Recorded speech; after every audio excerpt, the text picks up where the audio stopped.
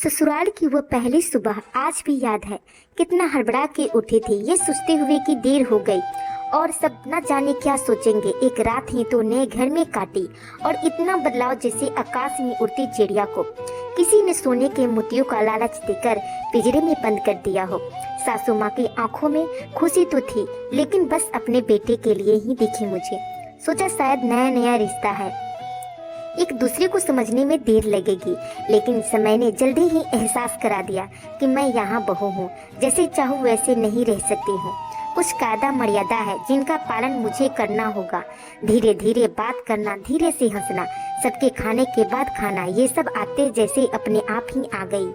घर में माँ से कभी भी बात नहीं कर सकती थी, कभी कभी बात होती थी। धीरे धीरे पीहर की याद सताने लगी। ससुराल में पूछा तो कहा गया अभी नहीं, कुछ दिन बाद।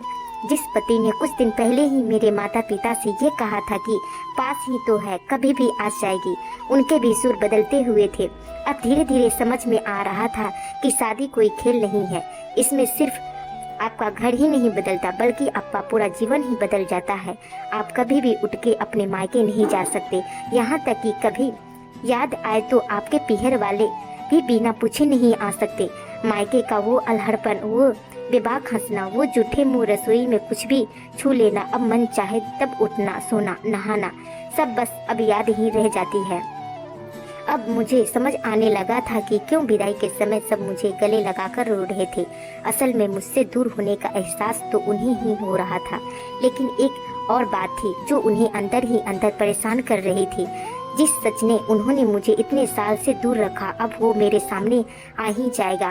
पापा का ये झूठ कि मैं उनकी बेटी नहीं बेटा हूँ अब और दिन नहीं छुप पाएगा। उनकी सबसे बड़ी चिंता तो ये थी कि अब उनका ये बेटा, जिसे कभी बेटी होने का एहसास ही नहीं कराया था, जीवन के इतने बड़े सच को कैसे स्वीकार करेगा।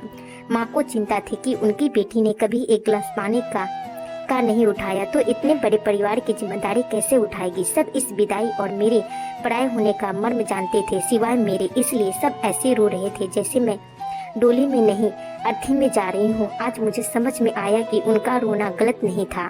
हमारे समाज का नियम यही है, एक बार बेटी डोली में विदा हुई तो फिर वे बस मेहमान ही होती है, घर में उसका कोई हक नहीं होता, सिर्फ परिवार की जिम्मेदारियाँ होती है जिसे उसे निभाना पड़ता है।